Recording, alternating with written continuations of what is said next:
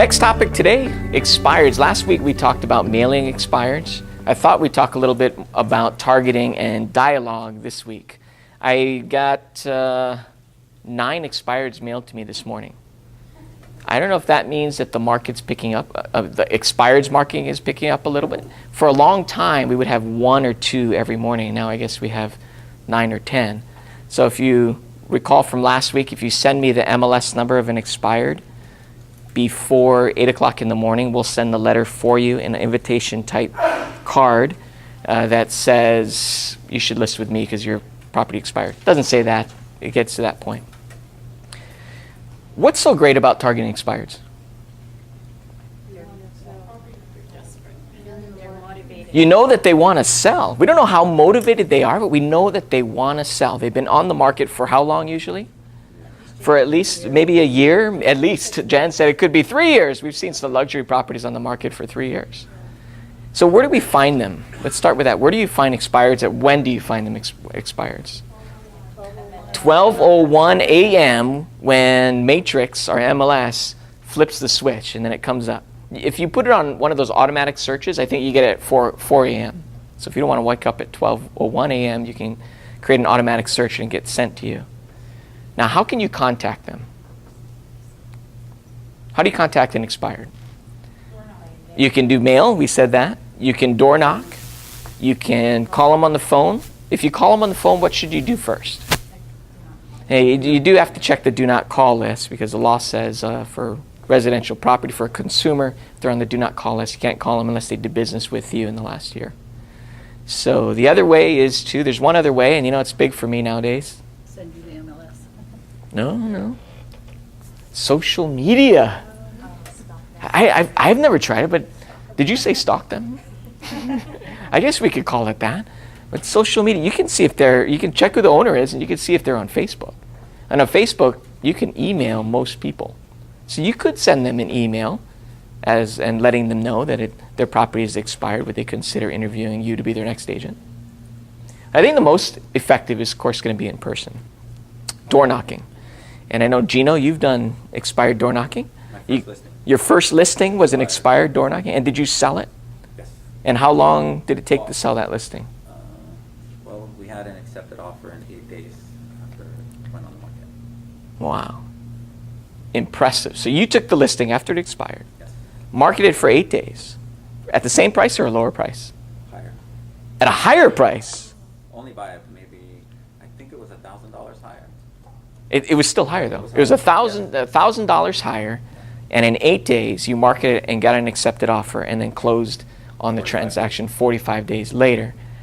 That doesn't make sense to me. Did the market go up? Well, the only thing that could make sense is that you did an outstanding job listing and marketing the property, right? I suppose so. Yeah. What was the difference? What do you think made the difference in selling that expired listing? Prayer? Prayer, that's one way. Prayer, yeah. That's one way. It just all lined up perfect, yeah. It lined up perfect. It did, everything did, yeah.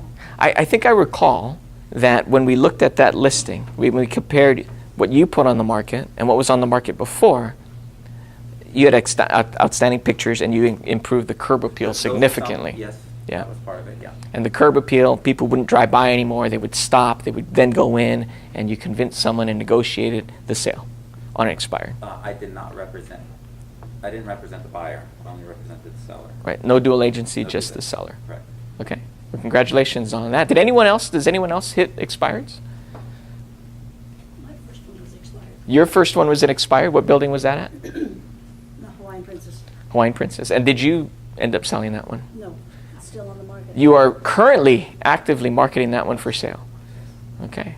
All right. Congratulations on getting that listing. So when you approach an expired listing, what's the strategy? What do we do? What's the approach? What do you say first? Go ahead, Gino. I noticed this is on the market. It didn't sell. Let's figure out why. I'd like to talk to you. Are you still interested in selling it? I was excited in real estate and told them why I'm excited to be a real estate agent, how I'd love to do it, and I was really fired up to do it.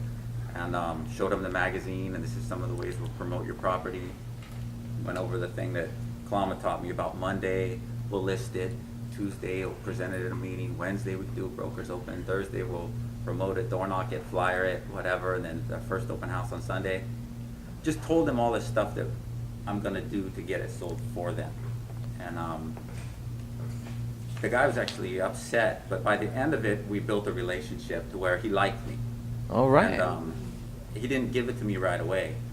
And so I'd seen him around town and here and there, and I'd always make small talk with him. And actually, he didn't give it right away, but I would keep going by his house, I would knock and say, hey, I'm still here if you want to do it, I want to do it for you, and if he wasn't there, I'd stick my business card in his mailbox. And then I would call him and just say, I'm still around, and Okay. eventually I ran into him in the grocery store. How long Yeah. did it take for you to pursue? It took about 2 months from the first Wow. time I knocked on his door till they...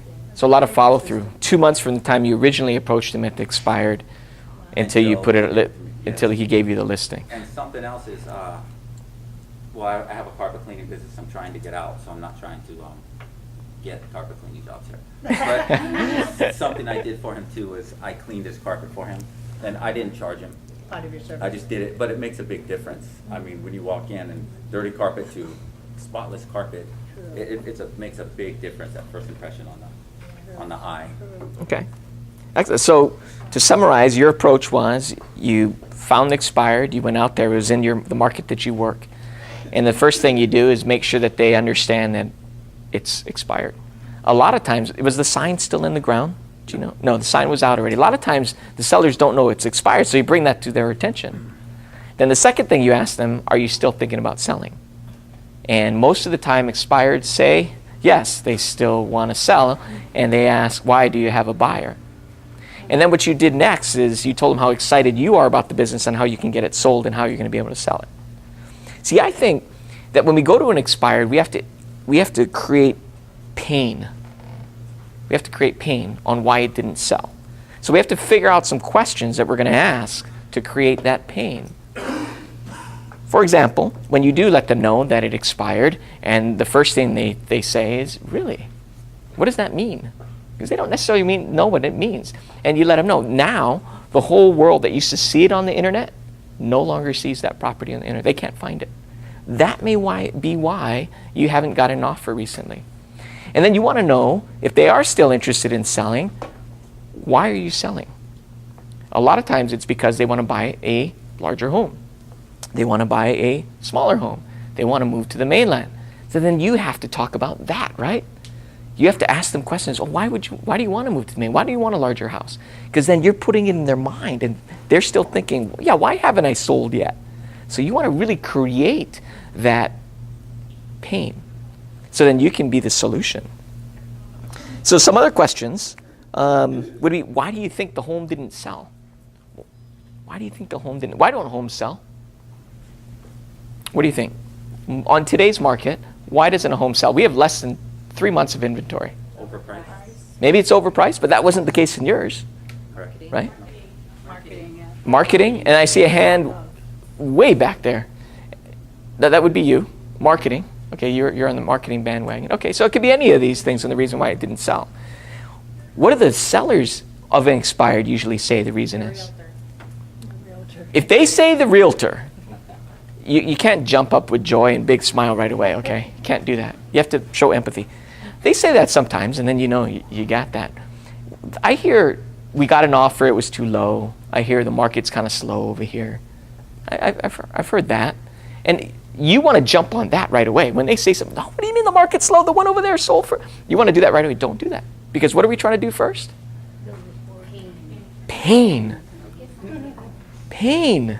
Yeah, we want to create pain. So we have to ask more questions. And maybe you want to ask a question like, if we had a buyer, or if there was a buyer, would you be willing to sell it to them at around the appraisal price, or maybe even a little bit higher than the appraisal price? And what are they going to usually say? They're going to say yes. And when they say yes, then you can go for a close. You say, so if I could get you a buyer, if I could market your house to get you that price at the appraisal value, or a little bit higher, would you allow me to list your property? And then you get the appointment. You set the appointment. What are some other questions that anyone could think of for expires to get them thinking creating If pain. you sold your property, where would you go next? If you sold your property, where would you go next? And that's still going to be putting in their mind that they should have sold their property already. If you wanted to be really direct, what could you ask? How about this one? This is almost like dropping a landmine, too. Okay, you could say, well, when your home didn't sell, was it because your written marketing plan that you and your agent came up with didn't work? Or do you think it was negotiating offers that came in? Which one was the reason why it didn't sell? What am I doing?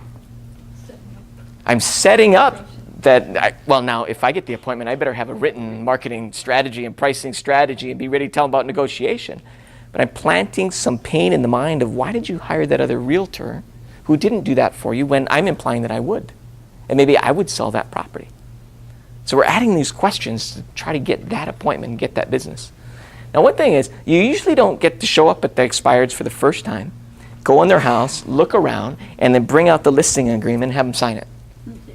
I really haven't had that happen. I've never heard of that happening. Maybe it happened somewhere, but I haven't heard it. You have to do the follow-up that Gino did. But the first thing you have to do is just get the appointment. So a lot of times we get too caught up into, I'm going to get prepared, bring my listing consultation with me, and then I'm going to get them to sign the listing. That's probably not going to happen. Just get an appointment a few days later so you can make sure that you can get the listing at that point. All right. So I know that Mike Ferry, he has a script for expireds, and I read it, and I think it's very good. And his says, at the very end, or sometime in the middle of your dialogue, you're going to say, are you familiar with what I do to sell homes? And I love that question, in any format, because they're either going to say, they're usually going to say, no. No. And then you're going to follow up with, well, I'd love to show you. I can come back either Tuesday evening or Saturday in the morning. What's better for you? Or they're going to say something like, well, you realtors, don't you just put it on the system and drop that sign in the yard? Say, oh, no, we do much more than that. When can I come by, Tuesday or Saturday, to show you what we do? So that either, whatever they answer in that question, you're going to be able to come back and try to get the appointment. Now, it's not that easy. They usually have an objection, right? They're going to say, well, give me your card and I'll give you a call. What does that mean? The kiss of death, I heard in the back. That's right. The kiss of death. You're never going to hear back from them again, right? So you got to be ready for that. And it's going to be, you know what? I know you have some loyalty with your realtor that was trying to sell your house. I'll tell you what. Since you haven't renewed it with them yet, I'll come by.